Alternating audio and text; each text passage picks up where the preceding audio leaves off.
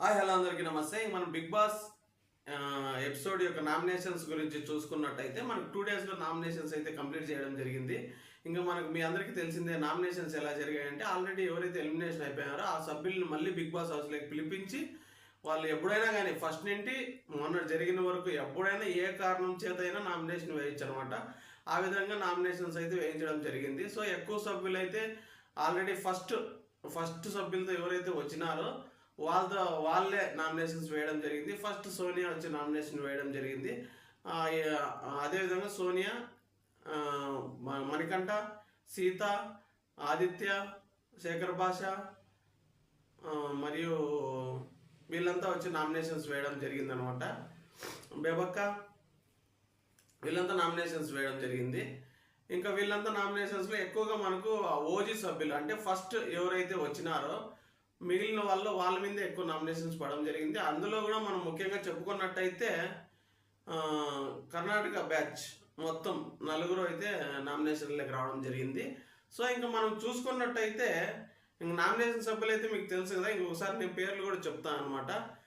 నిఖిల్, ప్రేరణ, యష్మిక మరియు పృథ్వీ, నబిల్ వీళ్ళు 5 మంది మనకి ఈ వారం నామినేషన్లకి అయితే ఉన్నారనమాట. సో ఇప్పటి నుంచే మీరు ఓటు వేయండి.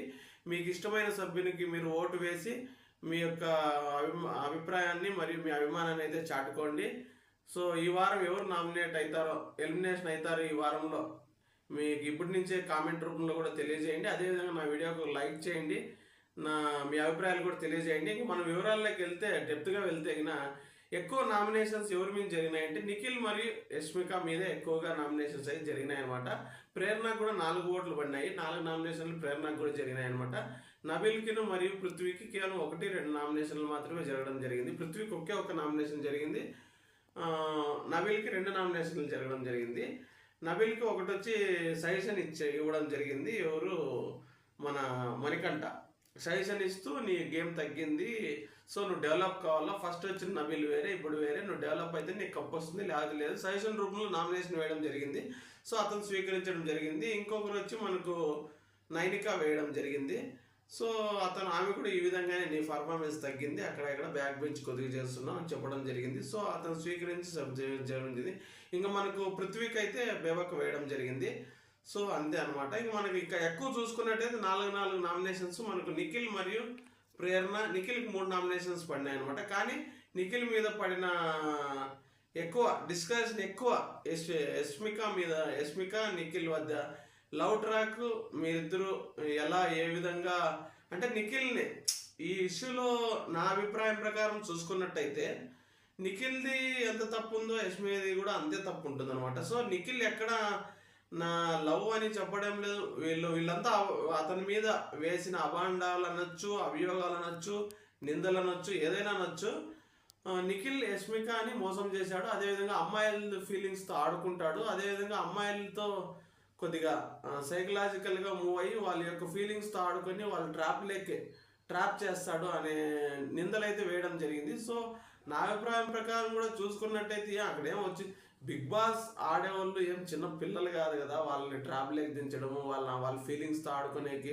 అయినా అతను ఎవరికి ఏమి ప్రపోజ్ చేయలేదు. ఆమె వాళ్ళంతకు వాళ్ళు ఊహించుకున్నారు. సో అతనికి ఆల్రెడీ ఒక లవ్ స్టోరీ ఉంది. 7-8 ఇయర్స్ నుంచి వాళ్ళు లవ్ చేసుకుంటున్నారు, ఎన్నో షోస్ తిరుగుతున్నారు, ఎన్నో మ్యారేజ్ చేసుకోవాలనుకున్నారు. సో అంత తెలిసి మళ్ళీ నిఖిల్ లవ్ చేసి ఇంకా మనం చేసిన వాళ్ళని యష్మిక తప్పు లేదనడం అనేది అదైతే చాలా తప్పని నా అభిప్రాయం. మీ అభిప్రాయం కూడా తెలియజేయండి. సో అతను ఇప్పుడు చిన్నపిల్లలని అయితే మ్యానికులేట్ అవన్నీ చేస్తారనమాట. బిగ్ బాస్లో తప్పేమి రైట్ ఏమి పాయింట్స్ ఏమి వాల్యుబుల్ పాయింట్స్ అవి ఇన్ని చెప్తా అంటారు, గేమ్ ఆడుతుంటారు, చాణక్యం ప్రదర్శిస్తుంటారు, మినిట్ మోటివేషన్ చేసుకుంటుంటారు, మారిపోతుంటారు. ఇన్ని తెలిసిన వాళ్ళు ఇంక మళ్ళీ ట్రాప్లో పడడం ఏంది, ఇవన్నీ ఏంది అన్నీ తెలిసే చేస్తుంటారు, ఎవరికి వాళ్ళు ఆడుకుంటుంటారు. సో నిఖిల్ని అలా నిందించడం అనేది నా అభిప్రాయం కూడా తప్పే అనమాట. సో నిఖిల్ ఎందుకు చెప్పాలా నాకు లవ్ అసలు నిఖిల్కి ఎవరు చెప్పినారు లవ్ ఉందని? చెప్పలే కదా. ఆనందంగా ఊహించుకుంది. అతను ఏదో వాళ్ళ ఎక్స్తో కొట్లాడి డిప్రెషన్లో కొంచెం సైలెంట్గా ఉన్నాడు. అతని అభిప్రాయం అతను. కానీ అలా నిందలు వేయడం అనేది నా అభిప్రాయం కూడా తప్పని నా అభిప్రాయము. సో అతని మీద తప్పుడు ఆరోపణలు చేసినారనేది నా అభిప్రాయం అనమాట. సో అతనికి మాస్క్ ఉంది అని చెప్తున్నారు కదా, అదైతే కొద్దిగా నిజమనే చెప్పొచ్చు అనమాట. సో అతను కొద్దిగా మాస్క్తో ఉంటుంటాడు, కానీ అమ్మాయిలతో ఆడుకోవడం అమ్మాయిలది కూడా ఎంతో తప్పని నా అభిప్రాయం అనమాట. సీతాకి వీళ్ళకి కూడా కొంచెం అతని మీద ఇంట్రెస్ట్ ఉంది. సో అవన్నీ దృష్టిలో పెట్టుకొని వాళ్ళు ఈ విధంగా నిందలు వేయడం జరిగిందనమాట. సో యష్మి కూడా ఇంకా ఫ్లిప్పింగ్లో నెంబర్ 1 అనేది అందరికీ తెలిసిందే విషయమే. ఆమె సాక్ష్యం చూపిస్తే తప్ప ఎదురుగా వచ్చి నిలబడి ఆ టైంలో ఏమన్నా అనింటే ఎవరన్నా ఎదురుగా ఉంటే తప్ప ఆమె ఒప్పుకోదనమాట. ఆమె దగ్గర సాక్ష్యం లేకుంటే ఇంక ఏడ్ చేస్తుంది. ఇంక ఈ విధంగా ఆమె ఫ్లిప్పింగ్లో ఇంకా బిగ్ బాస్లోనే నెంబర్ 1 అని నా అభిప్రాయం అనమాట. సో ఇందులో నిఖిల్ తప్పు అనేది నా వరకు అయితే తప్పు అనేది వాళ్ళందరూ చెప్పడం కూడా తప్పు రీజన్స్ అనేది నా అభిప్రాయం అనమాట. అదే మీ అభిప్రాయం కూడా తెలియజేయండి. నిఖిల్ తప్పు ఎంత ఉందో, యష్మి తప్పు ఎంత ఉంది, అదేవిధంగా నిఖిల్ చేసిన తప్పు ఏముంది అక్కడ అనేది కూడా ఫీలింగ్స్తో ఆడుకోవడానికి ఏముందండి. మీ ఫీలింగే ప్రదర్శించొద్దు. అసలు అతని మీద నీకు ఫీలింగే తెచ్చుకోవద్దు. ఫీలింగ్ తెచ్చుకోవాలని రూల్ ఉందా? అతను తెచ్చుకోమన్నాడా ఏమన్నా? ఇవన్నీ ఏమన్నా పిల్లాట్లు ఆడినట్టు ఉంటుందన్నమాట. సో అదంతా రాంగ్ రీజన్స్ అని నా అభిప్రాయం. అదేవిధంగా ఇంకా ప్రేరణ మీద కూడా ఎక్కువ నామినేషన్స్ ఓట్స్ అయితే పడడం జరిగింది. సో ప్రేరణది అయితే కొద్దిగా ఆమె ఎప్పుడు ఎలా ప్రవర్తిస్తుందో తెలియదు, ఒకరితో హార్డ్గా ప్రవర్తిస్తుంది. సో అవన్నీ వాల్యుబులే అనేది నా అభిప్రాయం. ఇంకొక మెయిన్ డిస్కషన్ జరిగింది ఏమంటే గ్రూప్ గేమ్ గురించి కూడా ఎక్కువ నామినేషన్లు వీళ్ళు ముగ్గురికి పడడం జరిగిందనమాట. సో గ్రూప్ గేమ్ అనేది మనమైతే కొంచెం ఏకీభవించవచ్చు అనమాట. ఎందుకంటే ఎక్కువ వీళ్ళు ఇప్పుడు నామినేషన్స్ జరిగినప్పుడు కానీ ఏదైనా జరిగినప్పుడు కానీ ఎవరికన్నా కొంచెం ఇష్యూ జరిగినప్పుడు కానీ వేరే వాళ్ళదైతే తక్కువ డిస్కషన్ చేస్తారు, కానీ వీళ్ళదైతే అసలు డిస్కషన్ చేయరనమాట. సో యష్మి, నిఖిల్, పృథ్వీ వీళ్ళు 100% గ్రూప్ గేమ్ ఆడినారు. ఇంకా అది అందరికీ తెలుసు, వాళ్ళు ఒప్పుకోరు. సో జనాలందరికీ తెలుసు. ఆ పాయింట్స్ వరకు అయితే నేను 100% ఏకీభవిస్తాను. మీ అభిప్రాయం కూడా తెలియజేయండి. వాళ్ళు గ్రూప్ గేమ్ ఆడినారా లేదా? కొద్దిగా ప్రేరణను మాత్రం అప్పుడప్పుడు పృథ్వీ నామినేషన్ చేస్తూ అవాయిడ్ చేస్తుంటాడు, అంత తప్ప మిగతా వేరే వాళ్ళు ఎవరు నామినేట్ చేయరనమాట. సో వీళ్ళ నలుగురిలో ఆల్మోస్ట్ ఆల్ 80% గ్రూప్ గేమ్ అయితే నడిచింది అనేది నా అభిప్రాయం కూడా అనమాట. మీ అభిప్రాయం కూడా తెలియజేయండి.